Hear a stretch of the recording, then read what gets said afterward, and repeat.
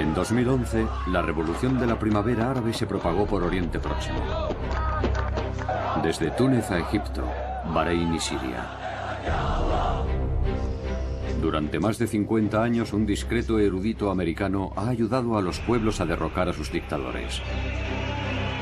Sus tácticas de resistencia no violenta se han utilizado en Serbia, Ucrania o Irán. Ser considerado una amenaza por un tirano es un motivo de orgullo. Significa que somos eficaces, que somos relevantes. Esta es una historia sobre el poder de la gente para cambiar el mundo y sobre el hombre que está detrás de todo ello. Las tácticas de Gene Sharp se están poniendo en práctica en las calles de Siria ahora mismo mientras hablamos. Me llamo Gene Sharp y este es mi trabajo.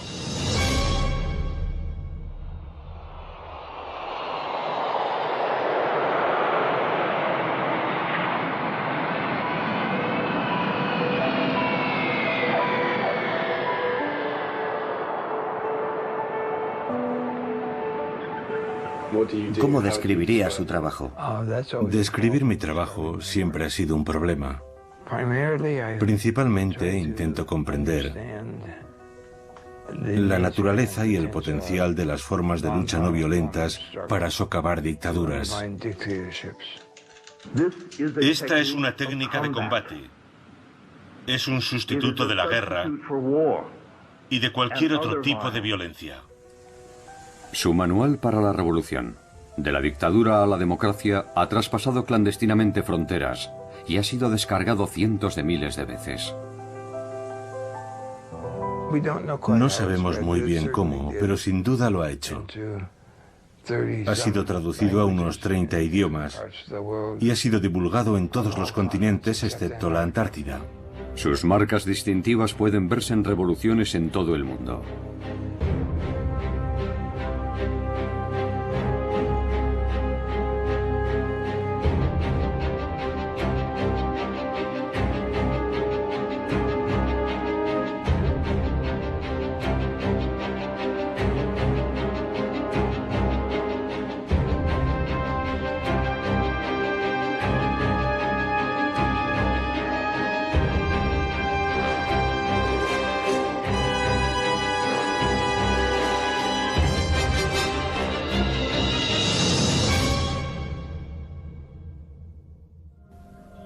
Los libros de Gene contienen 198 métodos de resistencia no violenta. Los famosos 198 métodos parecen haber tenido una extraordinaria respuesta. Son simplemente los 198 métodos específicos. Estas formas de rebelión son el boicot económico, la desobediencia civil, las protestas.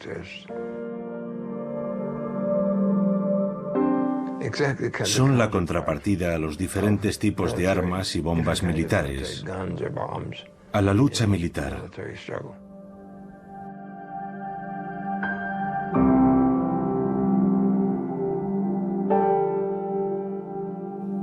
De esa forma tienen algo distinto a la violencia y la guerra, y siempre lo tendrán. En 1983, Sharp fundó la institución Albert Einstein para difundir la lucha no violenta. Durante años son muchos los que han venido aquí, a Boston Este, en busca de ayuda.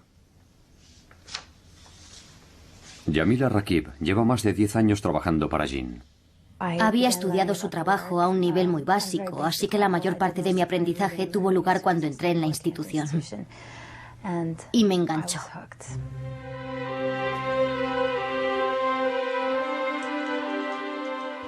Yo no fui educado para hacer esto. Yo tenía una formación religiosa que me llevó a querer transformar este mundo en un lugar mejor y en mejores condiciones que cuando lo encontré. Y cómo hacerlo fue siempre un problema.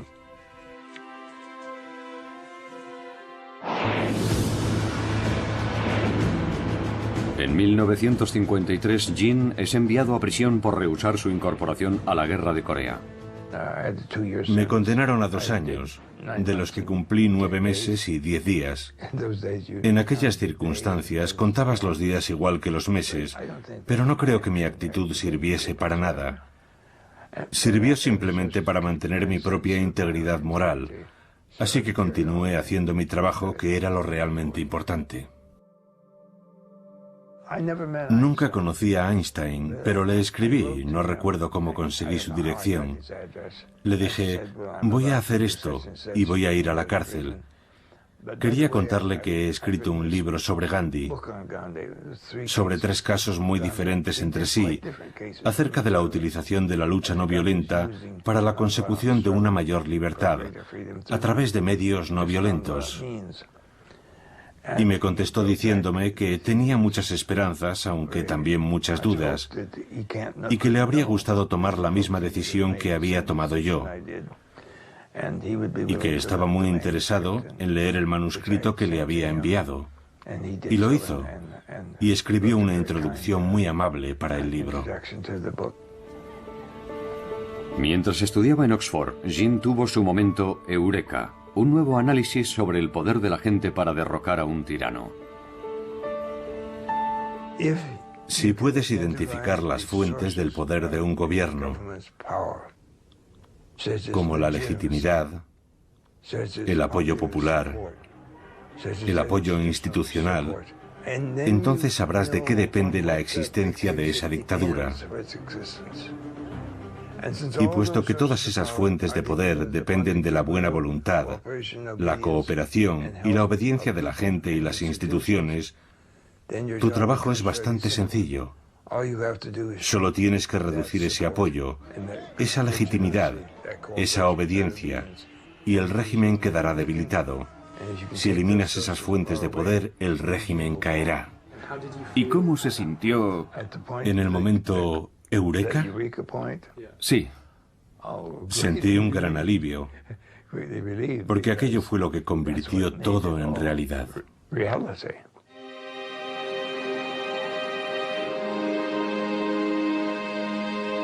Mientras enseñaba sus teorías en Harvard, Jean conoció al coronel Bob Helby, héroe de la guerra de Vietnam. Conocí a Gene Sharp en la Universidad de Harvard. Yo estudié allí durante un año como investigador del ejército. Un día vi en el tablón de anuncios un aviso de un programa sobre sanciones no violentas a las 2 de aquella misma tarde. No tenía nada que hacer, así que fui a ver quiénes eran aquellos amantes de la paz y a confirmar mi noción preconcebida de que probablemente llevarían anillos en la nariz y en las orejas y de que su aspecto sería sucio. Así que fui a verlos y sorprendentemente su imagen no era esa. Su aspecto era totalmente normal.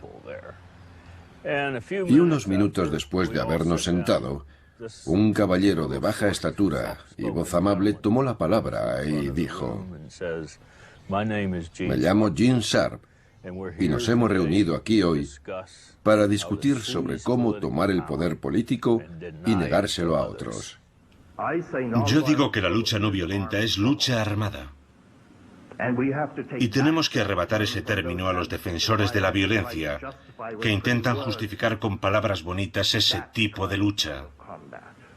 Nosotros combatimos con armas psicológicas, armas sociales, armas económicas y armas políticas. Un tipo de lucha más poderosa contra la opresión, la injusticia y la tiranía que la violencia. Aquello llamó mi atención.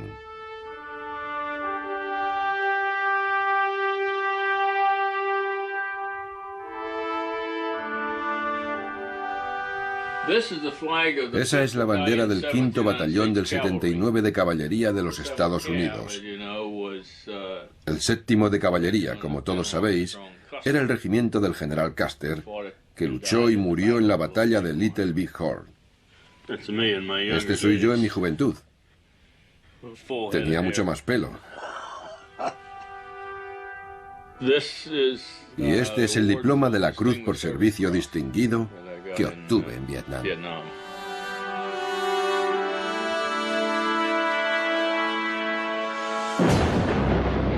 Bob fue condecorado en 1968 por su extraordinaria valentía durante una emboscada del Vietcong. Pero su experiencia cambiaría su punto de vista sobre la forma de resolver los conflictos. Vietnam influyó en mi punto de vista sobre la importancia de la lucha no violenta y particularmente sobre la importancia de mostrar las ideas de Gene Sharp al resto del mundo. Vietnam me convenció de que tiene que existir una alternativa distinta que no consista en matar a la gente. Como funcionario de defensa en Birmania, Bob había visto cómo la dictadura militar perseguía a la minoría Karen. Tras dejar el ejército, volvió para enseñar a los Karen las lecciones de Gene sobre la resistencia no violenta. Estaba hablando con uno de los comandos Karen y de repente me dijo: ¿dónde demonios estaba esta información? Llevamos combatiendo y matando gente durante 20 años. ¿Cómo es que no sabíamos esto? Otros birmanos se acercaron y me preguntaron si podríamos escribir algo que les orientara sobre cómo pasar de una dictadura a una democracia. Ese fue el origen, lo que dio lugar a la escritura del libro, Los birmanos. Yo no podía escribir sobre Birmania porque no conocía bien ese país. Y nunca se debe escribir sobre algo que no se conoce. Así que tuve que escribir de forma genérica. Si había un movimiento que quería acabar con una dictadura,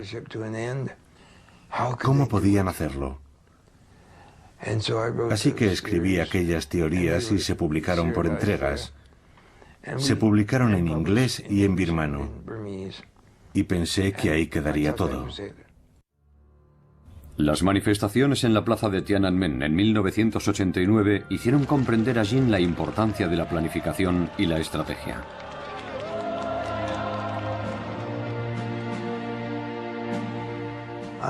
Fui a Pekín cuando las protestas de la plaza de Tiananmen ya estaban en marcha. Aquel acontecimiento no tuvo lugar solo en Pekín. Protestas similares estaban teniendo lugar en otras 350 ciudades de China. Pero no se planificaron, no se tomaron decisiones estratégicas, como cuánto tiempo había que permanecer en la plaza y cuándo había que abandonarla. Los estudiantes no tenían un plan, estuvieron improvisando constantemente. Y más tarde supimos que muchos de aquellos ciudadanos chinos que estaban en la calle protestando fueron tiroteados y asesinados. La idea de que la improvisación te proporcionará un gran éxito es absurda. Es exactamente lo contrario. Si no sabes lo que estás haciendo, lo más probable es que te metas en graves problemas.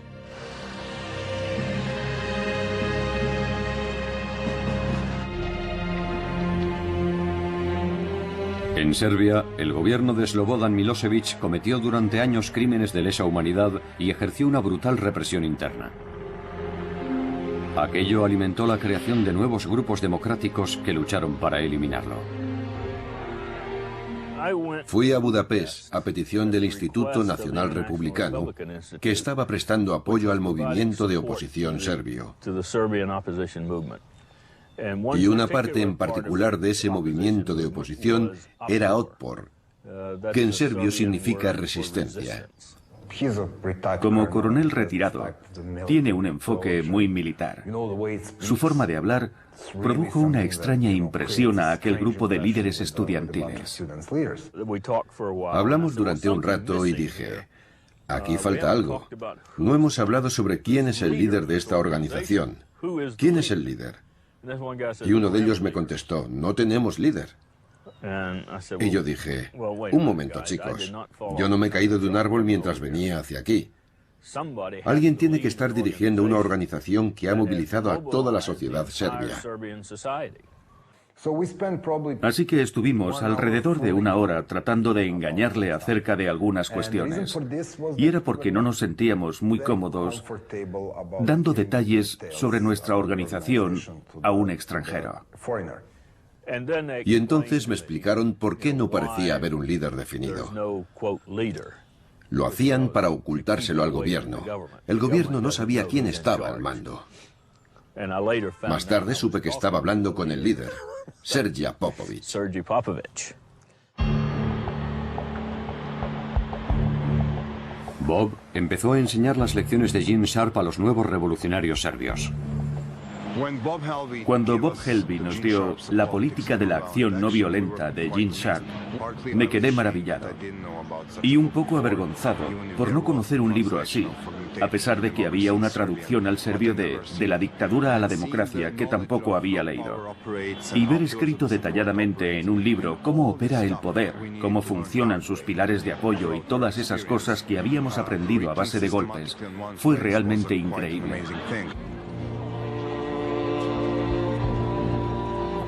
Una de las primeras tareas fue crear un símbolo de la resistencia que unificara a la gente. Es obvio que somos mayoría. Si pudiéramos reconocer a todos aquellos que están contra Milosevic, por ejemplo, saludándonos con el puño, podríamos acabar con él en unos cuantos años.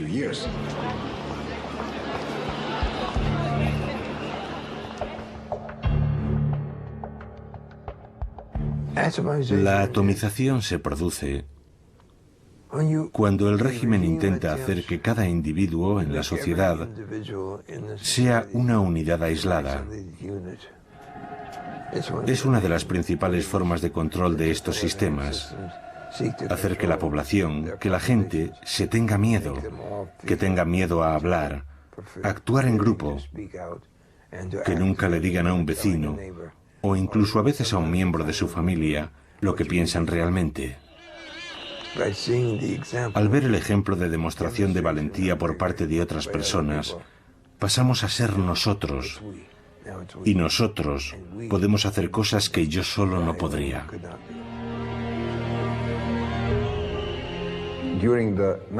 En el 96 y el 97 nos manifestábamos día tras día.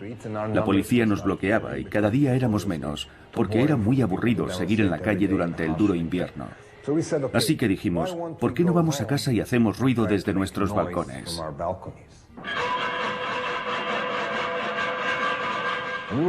Lo hacíamos entre las 7:30 y las 8 de la tarde como respuesta al informativo de la televisión estatal. Nosotros no vemos vuestra basura, actuamos a nuestra manera. De las ollas y las sartenes pasamos a colocar carteles en todos los edificios, con cosas como ¿vais a procesar a los chavales por llevar camisetas de Otpor cuando no hay una sola ley que prohíba llevar lo que uno quiera escrito en una camiseta?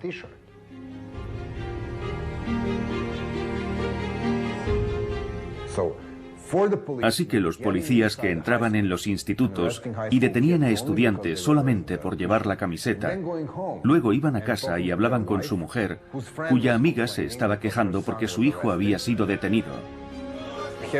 O tenían que hablar con su propio hijo, que venía de su colegio, en donde nadie quería estar con él o con ella, porque su padre estaba pegando a chavales de su barrio. Y así, la opresión sistemática dejó de funcionar.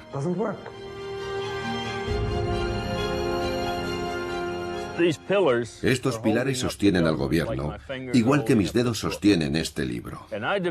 Y yo he desarrollado una estrategia para socavar estos pilares. La policía, las comunidades, las instituciones religiosas, los trabajadores, lo que sea, cada organización.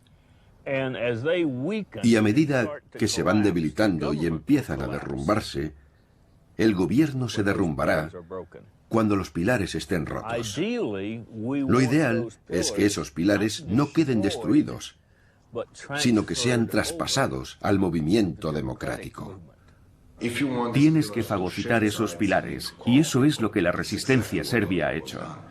Decirle a la policía que todos somos víctimas del mismo sistema. No tiene sentido librar una guerra entre víctimas y víctimas, aunque unas lleven uniformes azules y las otras pantalones vaqueros. No debemos luchar entre nosotros. Y esa táctica funcionó en Georgia, en Ucrania y en muchos otros lugares del mundo. Eso es lo que hay que hacer, fagocitar esos pilares, no lanzar piedras a la policía.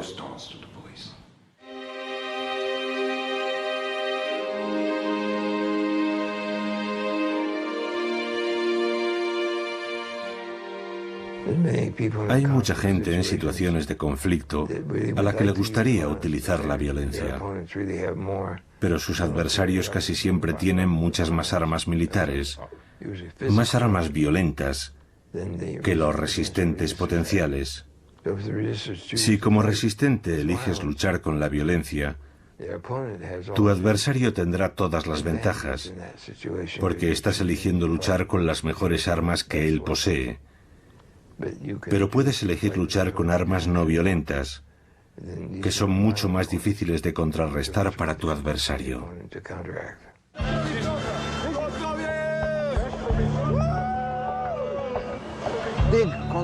Las grandes concentraciones son muy difíciles de controlar. Puedes tener a 20.000 manifestantes pacíficos, pero si hay un idiota rompiendo ventanas, centrará la atención de todos los informativos, y eso puede socavar todo el movimiento.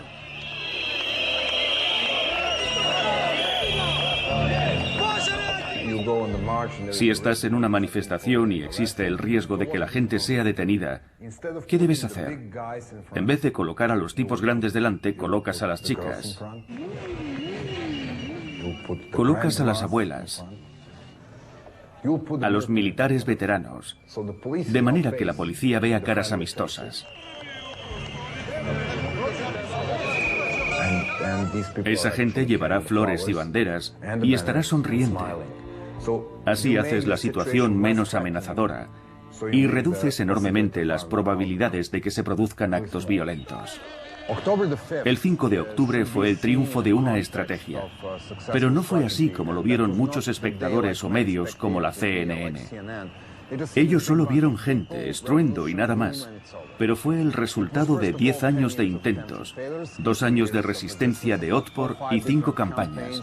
Estábamos determinando la victoria en las elecciones. En septiembre de 2000, Serbia acudió a las urnas. La resistencia sospechaba que Milosevic amañaría las elecciones. Nosotros sabíamos que Milosevic perdería y sabíamos que no aceptaría la derrota.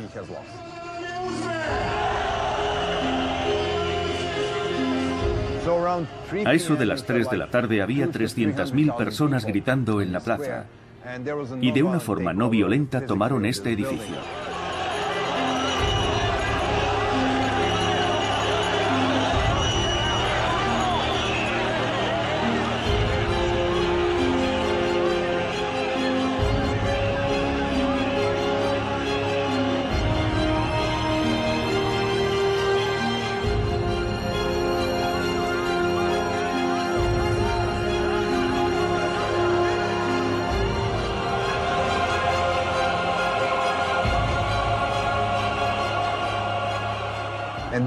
Cuando la gente entró en el edificio aquel 5 de octubre, encontró muchas papeletas premarcadas para Milosevic.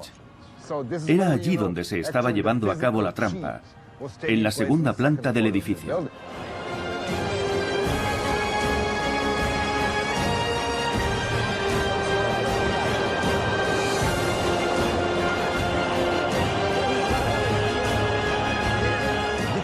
Aquello fue el símbolo de la verdadera caída de Milosevic, de por qué perdió el poder aquel día. Perdió porque la policía le desobedeció, porque ordenó a los militares salir de los cuarteles y le desobedecieron. Así fue como perdió el poder. Lo que se ve en televisión, la toma física del edificio, es el símbolo de Milosevic perdiendo su autoridad aquel día.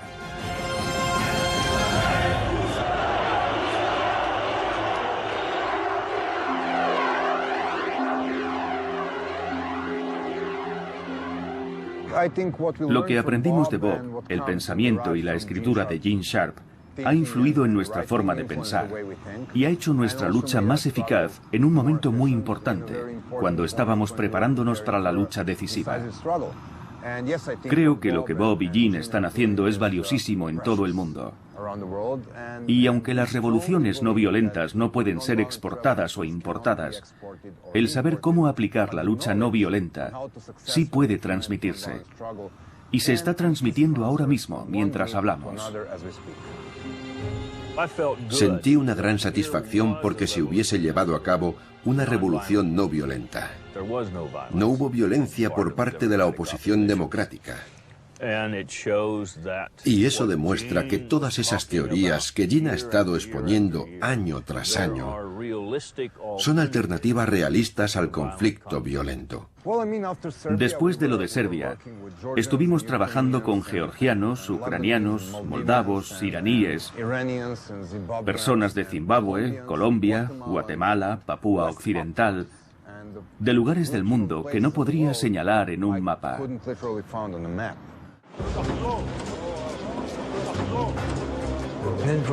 De Serbia, las noticias llegaron a Georgia, que estaba bajo un régimen muy represor, y luego a Ucrania, que también tenía problemas, también llegaron hasta allí, y luego a una serie de países situados en la franja sur de la antigua Unión Soviética.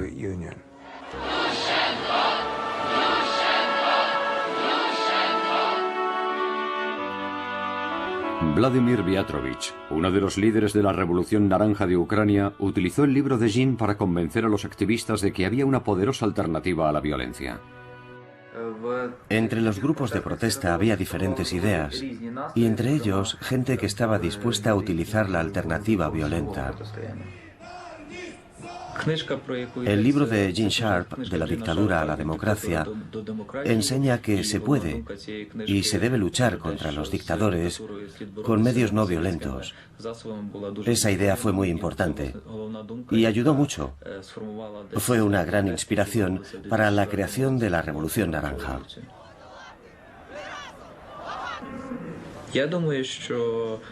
El libro de Gene Sharp aquí era conocido solamente por unas 10.000 personas, pero sus ideas eran utilizadas por cientos de miles que no sabían que aquellas ideas eran de Sharp.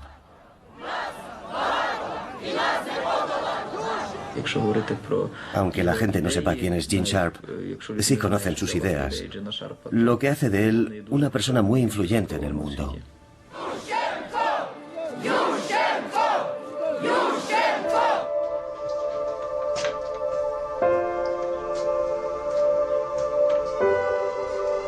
En el último piso de la casa de Jean está su refugio, su invernadero de orquídeas.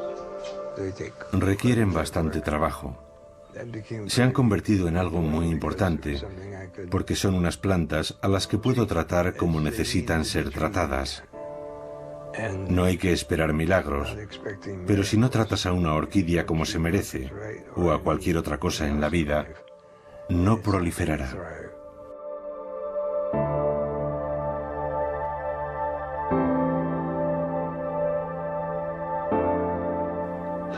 ¿Cómo se siente al ver propagarse su trabajo? Su propagación ha sido notable. Siempre pienso,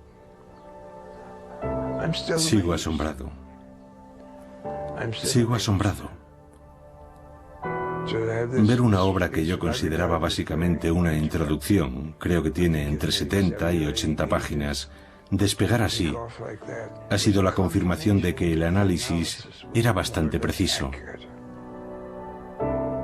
No se ha propagado gracias a un anuncio, a una buena publicidad. Se ha propagado porque la gente lo ha encontrado útil, lo ha encontrado importante.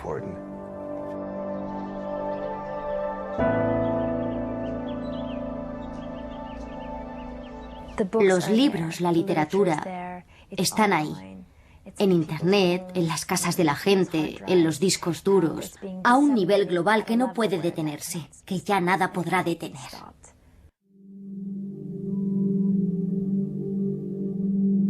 Hay gente que se esfuerza en desacreditarnos. En una ocasión, el presidente Chávez se refirió a nosotros como una pandilla de gringos y dijo que la institución Albert Einstein no entendía Venezuela. Y yo pensé, puede que no comprendamos del todo la situación de Venezuela, que es probablemente muy compleja, pero yo no soy un gringo.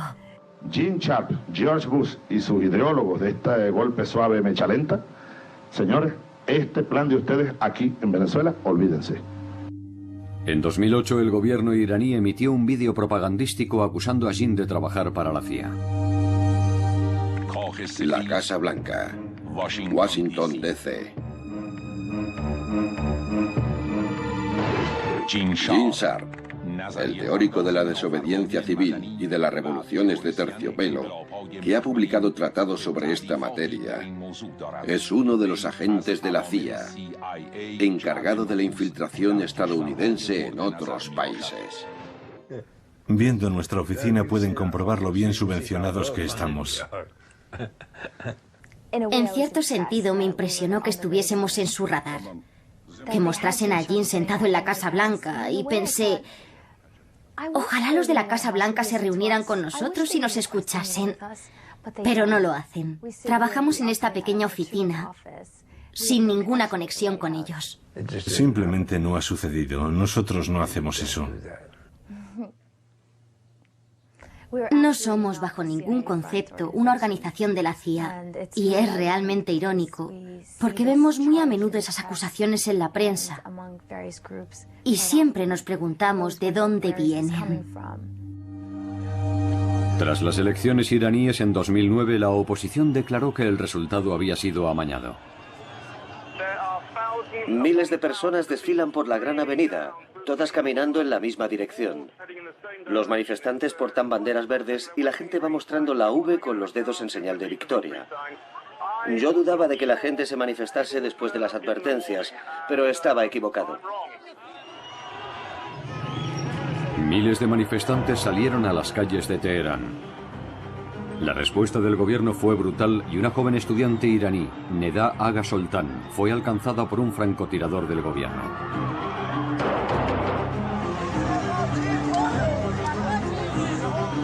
Su imagen se convirtió en la llamada a la movilización.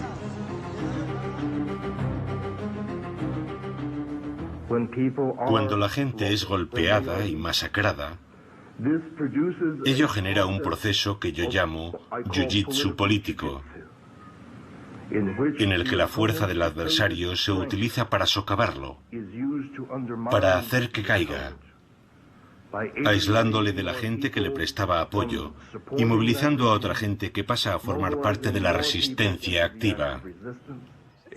Es un efecto de contragolpe. Si el régimen es tan brutal, en vez de intimidar a la gente, que es lo que intenta, lo que consigue es que otros grupos e instituciones dejen de cooperar con él y de obedecerle. Y esa disminución de poder y de control hace que más y más gente se una a la resistencia.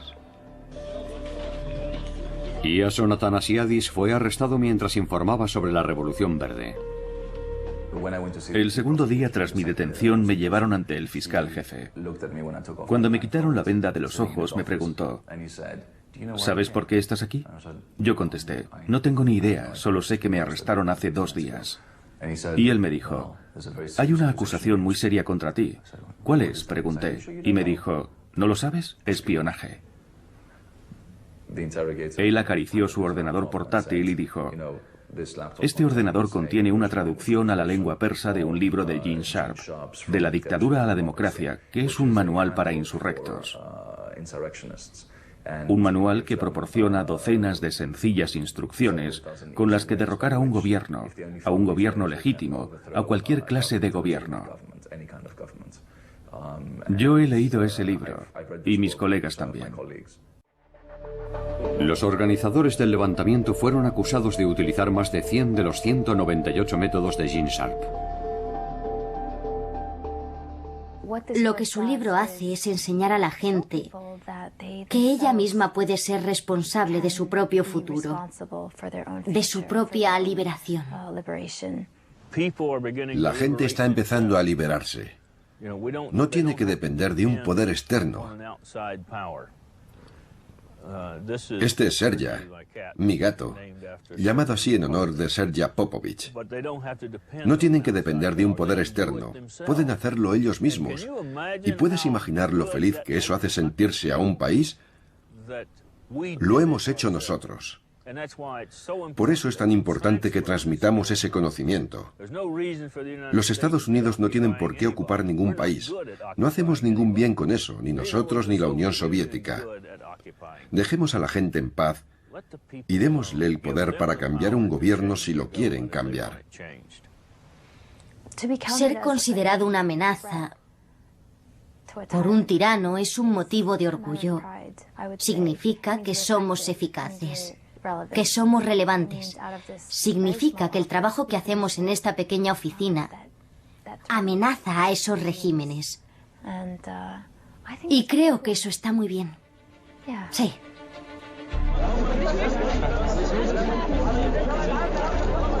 Este fue el principio de la revolución egipcia.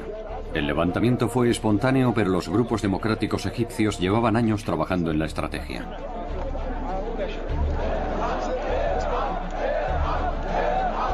El grupo egipcio que falla visitó por primera vez a Jin en Boston en 2006.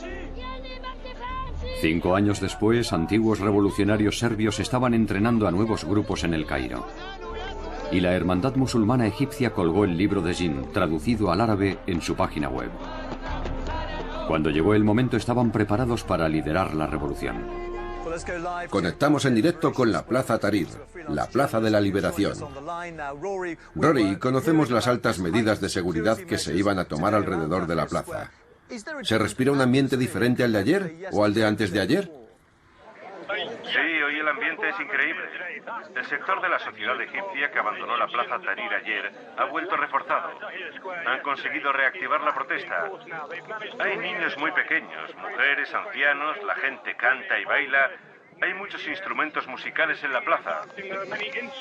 Y está más llena de lo que ha estado estos días. Ahmed Maher era uno de los líderes del Grupo Democrático Egipcio 6 de abril.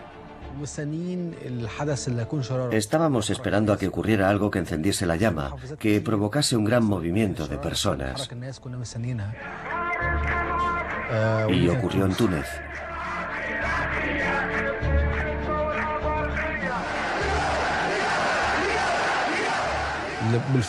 Siempre ha habido rivalidad entre Egipto y Túnez en el fútbol. Así que nos preguntamos, ¿y si nosotros hubiéramos empezado todo esto antes que Túnez? ¿Por qué ha empezado Túnez la revolución antes que nosotros? Todo el mundo escribía en Internet. La respuesta es Túnez.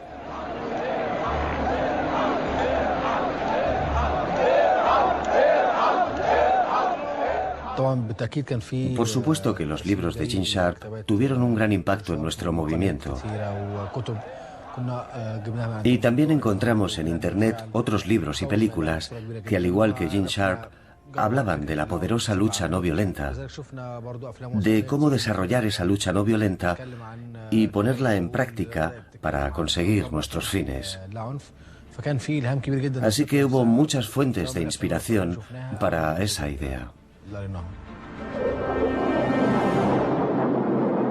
La protesta pacífica crecía y el presidente Hosni Mubarak intentó intimidar a los manifestantes con armamento bélico.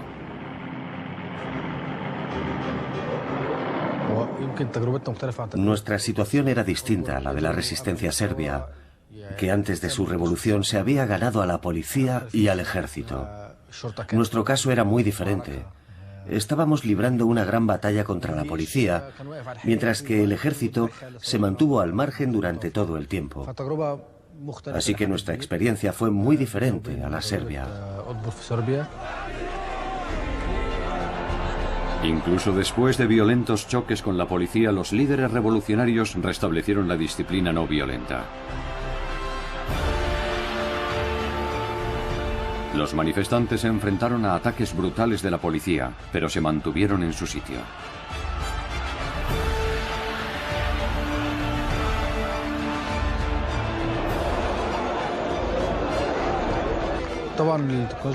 La tecnología jugó un papel vital a la hora de comunicar y extender nuestro mensaje. Jugó un papel fundamental en nuestra estructura interna. Gracias a ella pudimos contactar con la gente que vive en las provincias, a muchos kilómetros de distancia. Pudimos mantener reuniones a través de un grupo secreto en una página de Facebook. Y también utilizamos Skype para estar en contacto continuo y planear nuestra estrategia. Todos estos avances tecnológicos ayudaron mucho a la divulgación de nuestras ideas.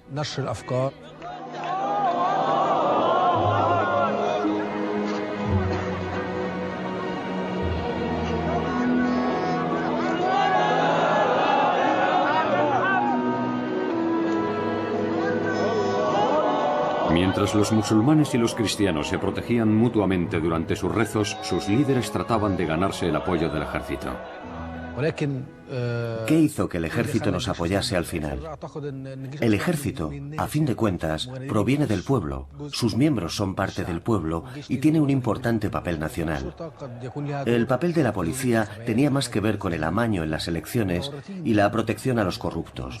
Luchaba por asegurar su supervivencia.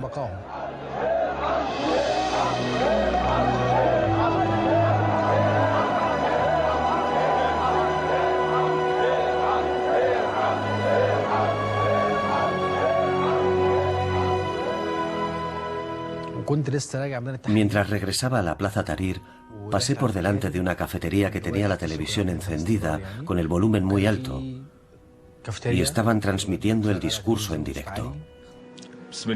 En nombre de Dios misericordioso y compasivo, conciudadanos, teniendo en cuenta las difíciles circunstancias por las que atraviesa nuestro país, el presidente Hosni Mubarak ha decidido renunciar a su cargo como presidente de la República.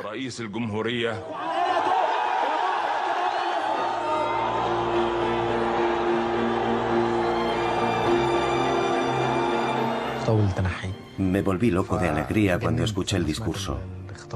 Me senté y me puse a llorar. Por fin, el sueño que hemos tenido durante años, por el que tanto hemos luchado, se ha hecho realidad. Me fui corriendo a la plaza, gritando. Toda la gente estaba llorando, bailando, cantando. Fue un momento histórico. Yo no me lo creía. Pensaba, ¿es esto posible?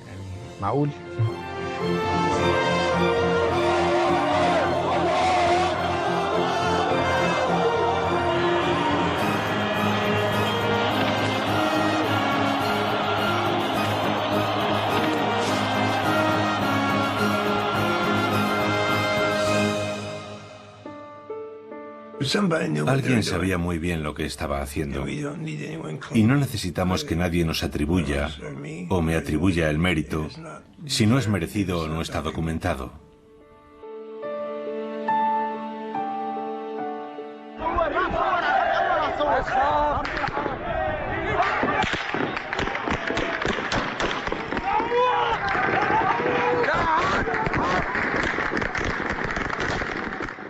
Masacre en Yuma, 15 asesinados hasta ahora.